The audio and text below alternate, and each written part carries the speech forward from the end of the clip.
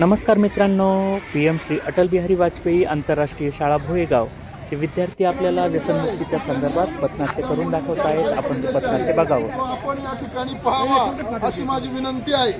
या ठिकाणी भारतरत्न अटल बिहारी वाजपेयी आंतरराष्ट्रीय शाळा भोयेगाव या शाळेच्या मुली व्यसनमुक्ती संदर्भात आपल्याला काही संदेश देणार आहे. तर मी तो संदेश आपण सर्वांनी या ठिकाणी ऐकून घ्यावा आणि त्या संदेशानुरूप आपण जर आपली वर्तणूक ठेवली तर आपल्याला अनेक प्रकारचे रोग किंवा अनेक प्रकारचे व्याधी होऊ शकणार नाही. म्हणून आमच्या मुलींचा संदेश आपण या ठिकाणी ऐकावा. श्री भारतरत्न अटल बिहारी वाजपेयी आंतरराष्ट्रीय शाळा भोयगाव इयत्ता 5वीच्या विद्यार्थिनी, आज आम्ही आपल्याला व्यसन हे जीवनासाठी किती घातक आहे हे सांगणार आहोत. व्यसनामुळे कितीतरी आया विधवा झाल्या, कितीतरी मुले अनाथ झाली. तंबाखू, गुटखा, दारू, नशा आमचे नाव आहे, बर्बाद करणे आमचे काम आहे. मी दारू आहे दारू, पहिले लोक मला पितात, मग मी लोकांना पितो.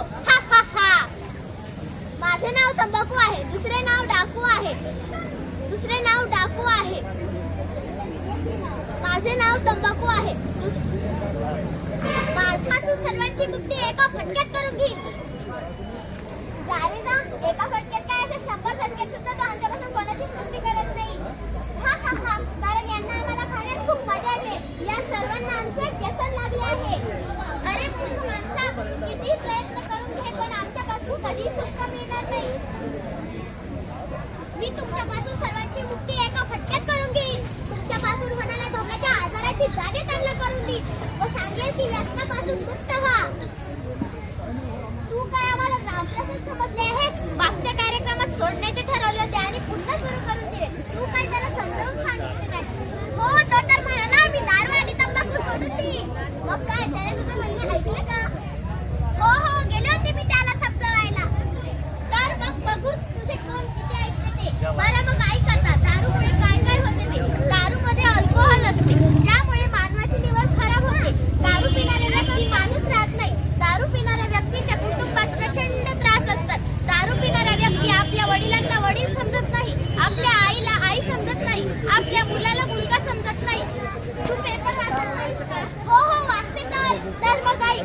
जेवढे वाईट आणि घाणेरडे परिणाम होतात ते माझ्यामुळेच होतात. मी मानवाला शारीरिक, आर्थिक आणि मानसिक सर्व बाजूंनी बरबाद करून टाकतो. तरीही लोक मला नाही सोडत. तंबाखू आहे मी तंबाखू, तुमच्या सर्वांच्या जीवाचे डाकू आहे मी. कॅन्सर उत्पन्न करते मी. वर्षभरात जेवढे मृत्यू होतात तेवढे माझ्यामुळे जास्त होतात. जगात कितीतरी लोकांनी मला सोडण्याचा प्रयत्न केला पण मला सोडूच शकत नाही. हा तुझा भ्रम आहे. तर मग ऐक, हा माझा मुलगा आहे. हा तर माझ्यापेक्षा खूप खतरनाक आहे. बेटा तर सांग तुझ्याबद्दल. तर मग ऐका, मी पॉकेट आहे पॉकेट. अरे मूर्ख माणसांनो, माझ्यामध्ये खतरनाक अल्कोहोल व हानिकारक पदार्थ आहेत. ते खाल्ल्याने मनुष्य लवकर समाप्त होतो. मी तर हे एकदा पिलो आणि मग काय, मला माझ्या घरच्यांनी यापासून मुक्त होण्यासाठी खूप प्रयत्न केले पण मी त्यांचे ऐकले नाही. यामुळे माझे आयुष्य बर्बाद झाले. तुम्ही माझ्यासारखी चूक करू नका, नाहीतर तुमचे आयुष्य बर्बाद होतील. दादा उठ ना. बाबा बघा ना, दादा कसा करतो आहे. तो तर उठलाच नाही. हे परमेश्वरा, हे काय झाले? अरे बाबा, मी तुला किती वेळा प्रेमाने समजावून सांगितले पण तू माझे ऐकले नाहीस. तुम्ही हे व्यसन कधी करू नका, तुमचंही आयुष्य उद्ध्वस्त होईल. काय भावा, कसा आहे? मी एकदम मस्त आहे. अरे हा कोण आहे? हा तर रामप्रसाद आहे. तुमची भक्ती करत होता. जिथे जिथे तुमची भक्ती होते तिथे तिथे मी हजर झाले. याचे तर रामप्रसाद सत्य झाले. बघितलं ना व्यसनाचे वाईट परिणाम. आपले बळ आणि मतबल इतके कुंकुवत नसले पाहिजे की आपण व्यसन सोडू शकत नाही. म्हणून सर्वांनी एक संकल्पना घेऊ की आम्ही कधीही कोणतेही व्यसन करणार नाही आणि तुम्हीही कधीही कोणतेही व्यसन करू नका. वा वा वा, छान.